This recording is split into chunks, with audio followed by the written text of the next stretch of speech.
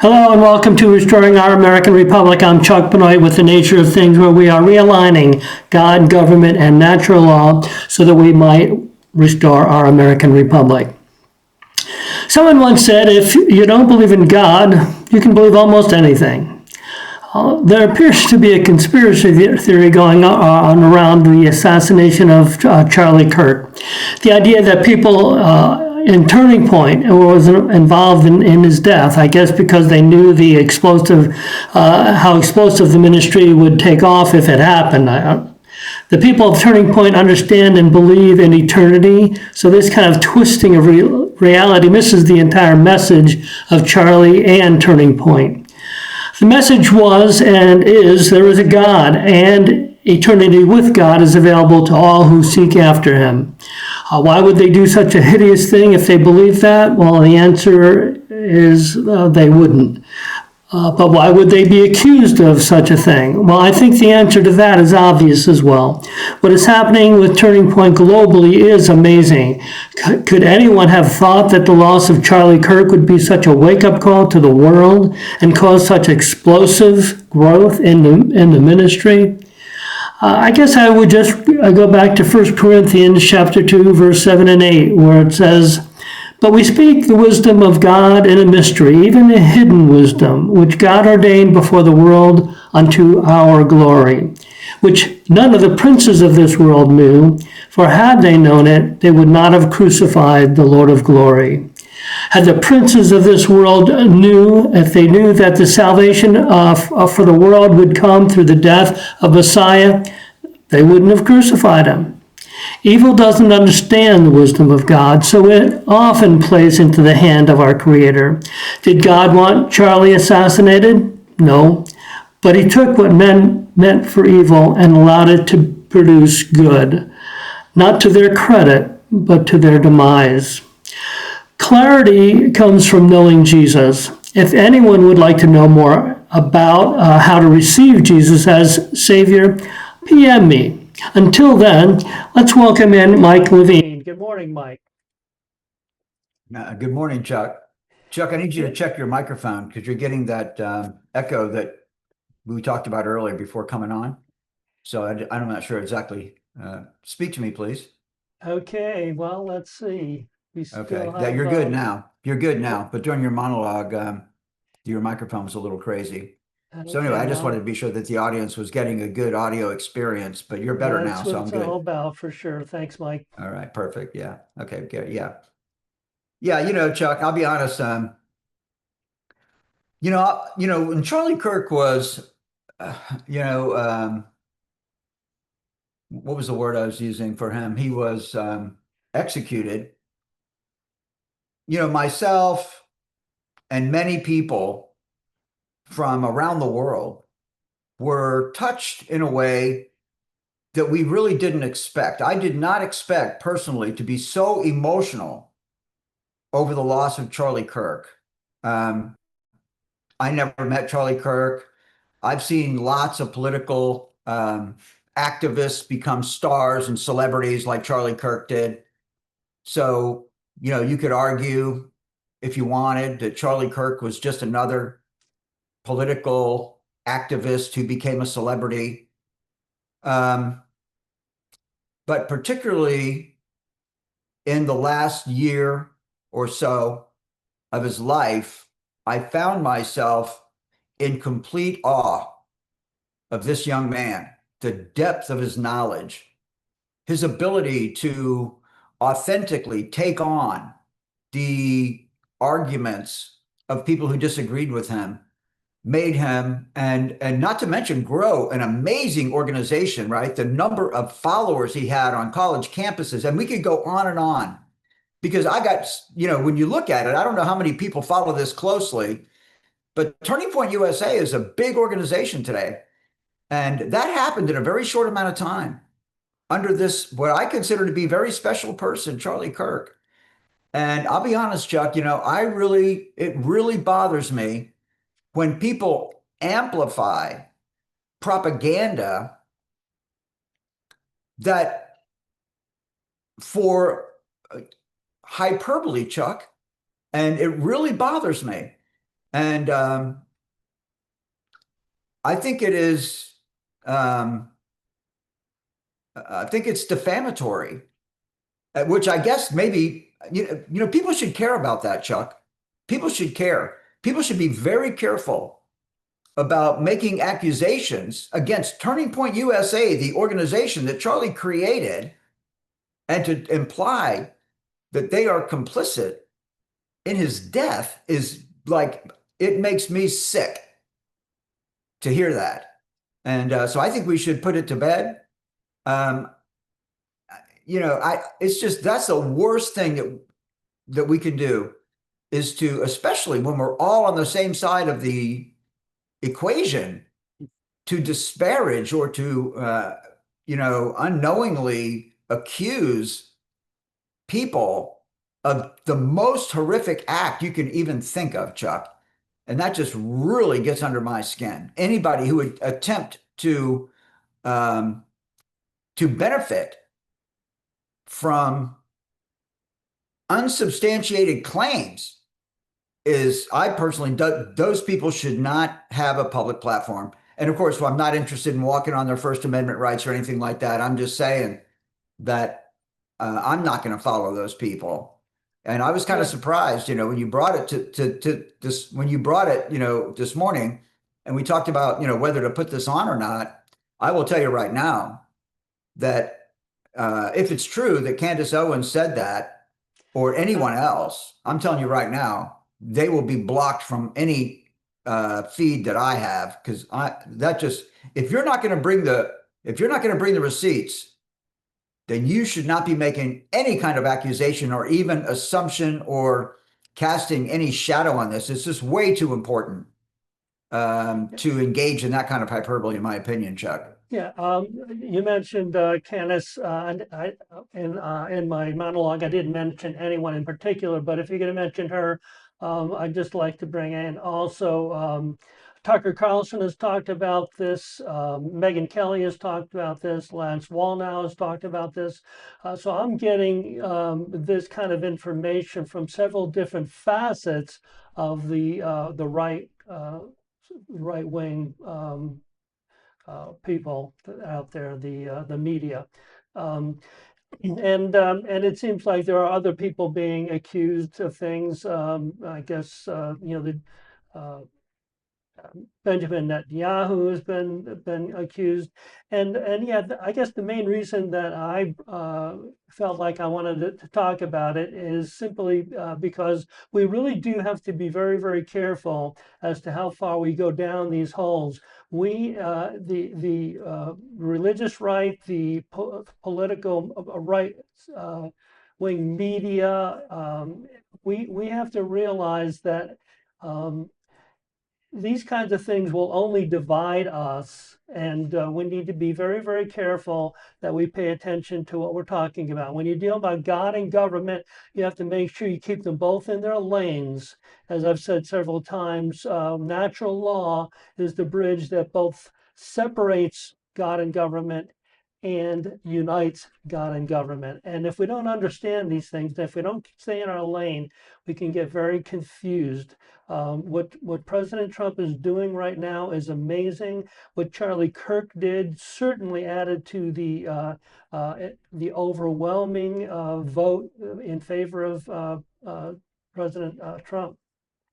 And I guess that's my only reason for bringing it up. And we don't have to spend the whole show talking about it either.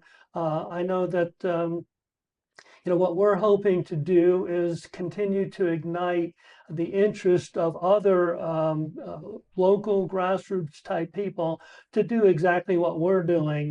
The idea of bringing more and more people into the live stream idea. If you're going to just turn your phone on and talk, it's pretty easy to do. But if you're wanting to work with people from different locations, it takes a little bit more. We're willing to help anyone out there who's interested in doing that.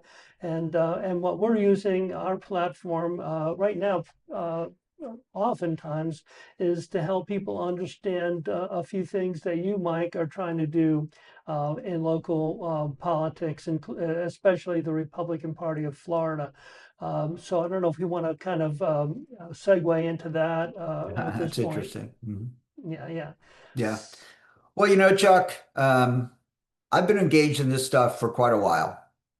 I mean, it's almost like embarrassing to say, that I was the chairman of the Republican Executive Committee between 2012 and 2016. That was so long ago. Why is that relevant? Well, it's relevant because a lot of the same issues that we are facing today, we faced then. And I'll avoid going down into that rabbit hole. But it's also true, like, for example, I'll give you an example. When I was the chairman, we had Patricia Sullivan was our state committee woman, and she came out of the Tea Party movement. And basically, she and others recruited a whole bunch of Tea Partiers to come into the Republican Executive Committee in Lake County. And the establishment was furious because the Tea Party took over their majority, very similar to what happened in 2024 when the establishment applied the same tactic and flipped the REC here in Lake County to the establishment side. So turnaround is fair play. Everybody needs to acknowledge, like, for example, you could, just as a quick segue, you could say, is abolishing the filibuster in the United States Senate a good idea? Well, it depends on, the issue of the day. In some cases, the filibuster is very helpful to you. In other situations, it's detrimental. So we have to remember that what's good for the goose is good for the gander. You could go to lawfare in the Trump administration. The Biden administration, brought lawfare against Trump every single day. And now the Trump administration is utilizing the law to go after, their adversaries, which I fully support. I think it can't happen fast enough because the rule of law is what counts in America. So the history does matter, Chuck. And I want to talk about that. And then I want to talk about how are we going to move forward. And this is the heart of my comprehensive plan that I put forward to various different organizations around the state, including the Republican Liberty Caucus, which I'm running to be the chairman of the caucus. And, it's a deviation from what we've done in the past, Chuck. So everybody doesn't have an appetite for it. I get that, Chuck.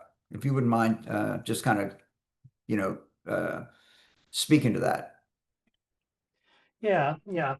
That's true, because I think one of the main things, at least that I'm getting from your presentations, is the idea of those people who are involved in the local county RLC organizations. What's happening right now is we get together and it's kind of like a good old boy party, and we're really impressed with ourselves that we can get 20 or 30 people together, and then we entertain one another with different types of things. And I think what you would like to do is turn that more into a working situation where we're actually working on legislation and actually coming up with genuine perspectives on different laws and how we can affect those laws in whatever committee they happen to be in during that meeting. Am I sharing that right? I mean, am I saying pretty much? Yeah, that's correct. Exactly. Thank you for framing that the way you do. And one thing I'd like to say about it is, Chuck, that when you look at the components of the comprehensive plan that I proposed, it's a thread. Okay. So the live streaming brings everybody from every single county in Florida into the video communication platform, which is the platform of the day. People would much rather watch and listen to a video than they would read the paper you wrote about it. So if you want to challenge that, go to someone's Substack and see if you're going to read the whole article, or are you more likely to watch a 10-minute video? Okay, that's kind of the comparison. So I'm a big fan of the written word, as you know, keeping in mind that our videos are transcribed also. So not only do you get video, but you get a transcription of the video, which I find extraordinarily useful, amazing. But so you get the video component of it, right? You get ubiquitous um, coverage of the state of Florida. And then when you go to the next component of my plan, it says that the influencers who are reporting to the public on the legislation actually have a very achievable task, and that is to analyze only their own legislative delegation because they know that every single county in Florida is doing the same thing that they're doing. They're analyzing the legislation that their legislative delegation in their county is advancing in the legislature. So that's a big deal. It takes a lot of the workload. It had many hands makes light work. So now you don't have to worry about what everybody's doing. You just got to deal with your own legislative delegation. So the next step is that each of the counties comes to the state organization and presents their interpretation of what the legislation does. And then, to make a long story short, the state organization prioritizes the legislative priorities that they want to address in the upcoming legislative session. So that takes care of that. Okay. So I just want to say the most important, a very important component of what I just said is that we have simplified the legislative analytics process into something that's very manageable by the local chapters. Okay.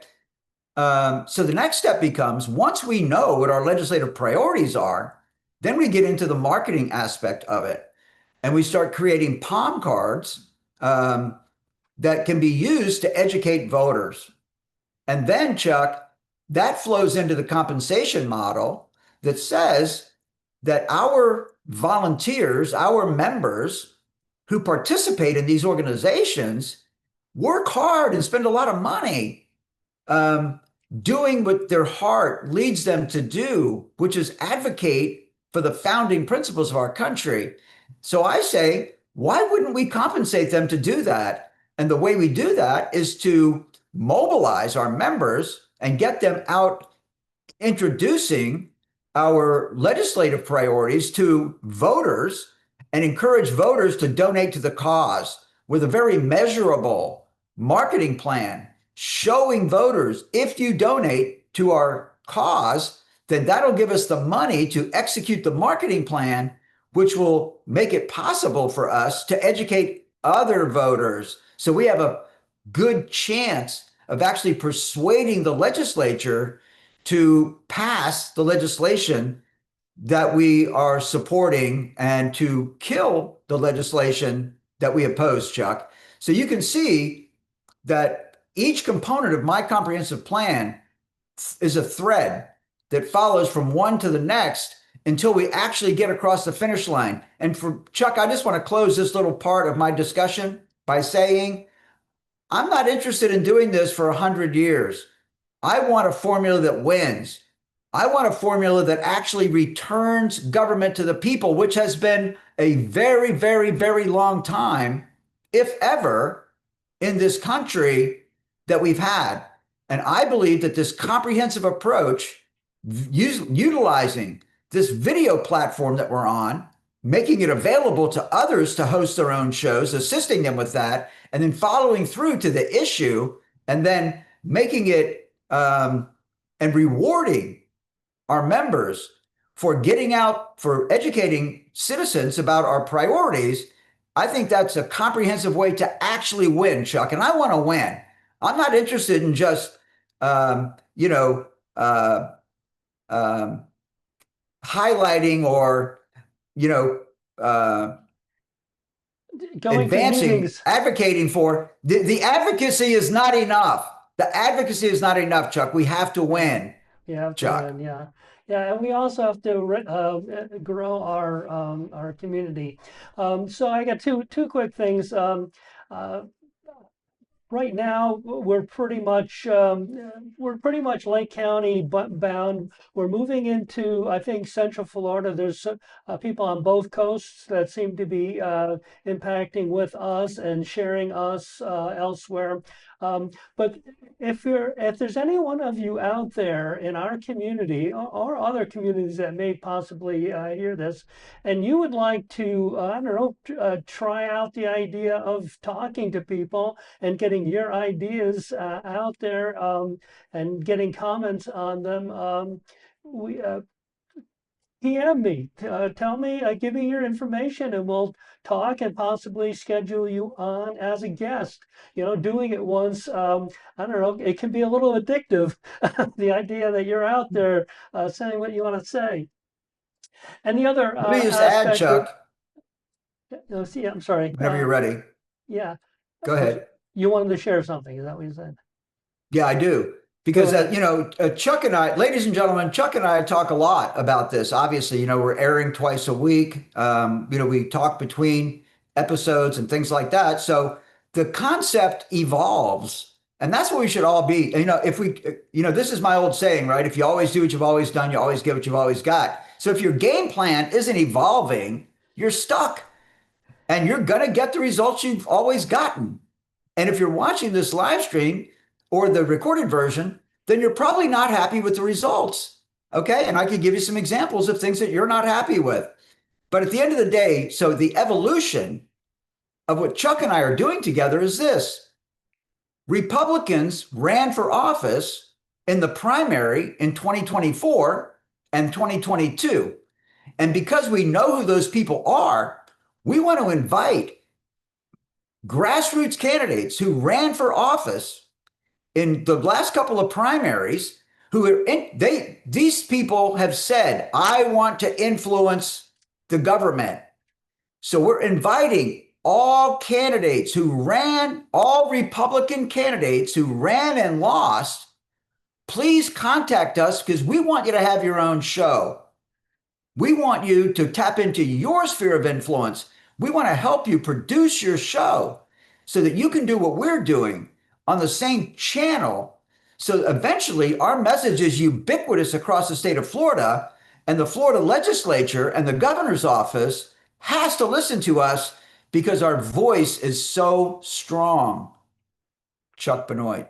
There we go. Yeah, and also another aspect of growing our community is the youth. We definitely have to come up with some ideas as to how to impact on the younger generation. And when I say younger generation, I'm not necessarily only talking about 18 to 21.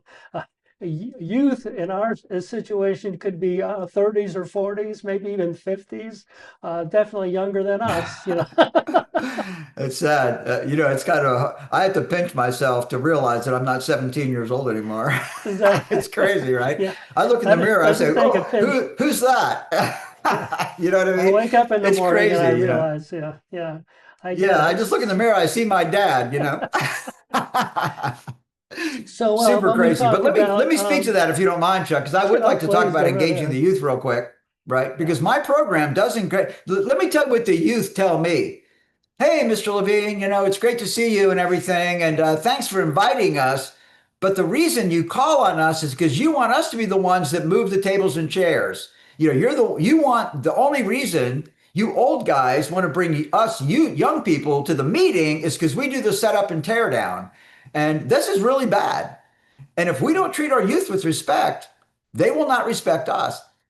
So I'd like to just close that by saying, when you give the young people an opportunity to make money by advocating for our issues in their community to their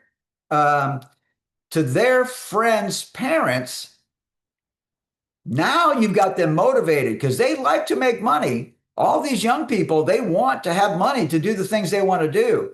So when you empower them to make money by advocating for our issues in the households of their friends, now you've given them a reason and they will come. I'm pretty confident that these young people would much rather advocate for political issues than they would get a job mopping the floor at the Winn-Dixie, Chuck. Yeah, there you go. It's and again, as I suggested, younger than us isn't simply 18 to 21. I mean, we do have, I know in your 30s and 40s, you got family, you got kids, you got all kinds of things going on. But you're the ones, the people in that community, particular age range, late 20s, 30s, 40s, even 50s, you're the ones whose taxes are being taken and just used for just so many vile things or useless things. You're at a point, I think, where you have more to lose, and it should be far more valuable for you to make your voice heard. And a meeting once a week or once a month, I should say, should be, I think, doable, and maybe even something that's worth a few dollars of your wealth, I guess. So I guess I'm just calling out to people of all ages, and not just those of us who have reached retirement and have a little extra time on our hands. We definitely need younger people to advance our cause and to understand the history that someone like you, Mike, bring to the table. I've got a history in national politics, but I didn't grow up here in Lake County. So to have you as a wealth of information as to what really is happening in this community is invaluable, and people need to get in front of someone like yourself, or you need to get in front of them before you're gone and you're off the stage, so to speak. Right. We had That's great. Go ahead. Stephanie basically said, she says, I want to win for the people. And I think that's one of the things that separates the true conservative movement with the left wing of the Republican Party, as well as left wing politics. And that is, it's not about us. We're not in this because we want some sort of future in politics. We're in this because we want to affect politics for the next generation, for our kids and our grandkids. We want an honest government, a successful country. And that's very, very different than, quite frankly, many in the Republican Party, as well as all of the Democrats. That's So true. that's what we're all about. And if you think that's a good message, get it out to other people and let people know that we want to lift up the next generation. We want to lift up people who have ideas and who don't seem to feel like they're being heard. So use us, Chuck, I'd like to just speak to that a little bit, if you don't mind. please. We got a few more minutes. So, when I was a kid, my father read the newspaper every morning, and my grandfather read the newspaper every morning. I'm not sure how much of that's going on. I mean, who's reading a hard copy of the newspaper in the morning and drinking a cup of coffee around your family when your kids wake up in the morning? They get out of bed, they do the things they need to do, and they see dad sitting at the dinette table with a cup of coffee reading the newspaper. But the beautiful thing about what's going on in our world today is that we don't have to rely on the media to give us their opinion about what's going on. The laws that are being proposed in our legislature are online. We can download them and look at them. We can read the law itself and make up our own mind as to the impact of that law. We don't have to wait for somebody to interpret it for us. We can see it for ourselves. And that goes to all source documents. I made a deal with my sister, and I told my sister, I said, I'll tell you what, I'll listen to you if you bring the receipts, and I'm not going to try to indoctrinate you into my conservative values unless I bring the receipts. And we made a deal. My sister, who's more liberal than I am, agreed that if she was going to make an accusation, then she would bring the receipts. And I made the same promise. And I'm telling you that really bridges a lot of divides. So the point is that, the method by which we consume information has changed dramatically. My father read the newspaper every morning, but my son-in-law doesn't. So this is an opportunity for us to just spend a little time on the civics that's going on in our communities so that we can shape a community that is best suited to raise our families, Chuck. That's what we're trying to accomplish. And, technology is a big piece of it. And I'll turn it back over to you, Chuck. Sure. Well, um, should I use that as your final remarks, or would you like to give us a closing comment? I'm pretty good. Again, ladies and gentlemen, we're in this fight, and that's what it is. And, a friend of mine last night I was talking to on the phone, she said, I'm tired of fighting. I want to find unity. And the fact of the matter is, you can't find unity with people who are trying to slit your throat. That's There just you the way go. it is. So I would just say that we're at a crucial time in American history. And everybody needs, in my opinion, everyone needs to pay attention to it because the stakes are really, really high, Chuck. There you go. Well, I am going to come over here and figure Your out what audio, there happened you to go. my. Yeah, I think I figured that out. So thanks again, Okay, all of that's you, good. for tuning into our twice weekly live stream. Please follow us on Facebook at Restoring Our American Republic, or check us out on YouTube at Restoring Our American Republic ROAR. Like and share the program, and remember, if you're unwilling to govern yourself, you will be governed by tyrants. So until next time, God bless you, God bless President Donald J. Trump, and God bless America.